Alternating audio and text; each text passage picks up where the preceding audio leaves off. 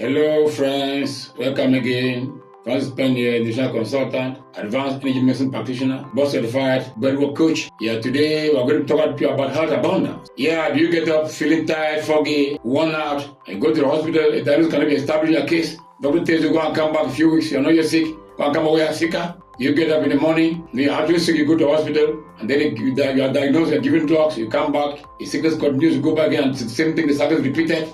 I think those states of health can be shifted, they can be changed. You can get the state of health abundance with nature, with natural techniques, natural means. And guys, we're going to be teaching you on the 28th of February this year, that will be Saturday, 2026, on all the techniques you can use how to transform your heart, take your health from where it is now to where you want it to be. With all our nutritional programs, our detox programs, and above all, with our emotional abundance programs, you're able to create the state of emotion you want for yourself and your emotional health directly influence your physical health. And I want to tell you guys, one knowledge will transform your health and that knowledge and nothing else. Thank you, book your slots now. See you on the 28th for this life transforming events.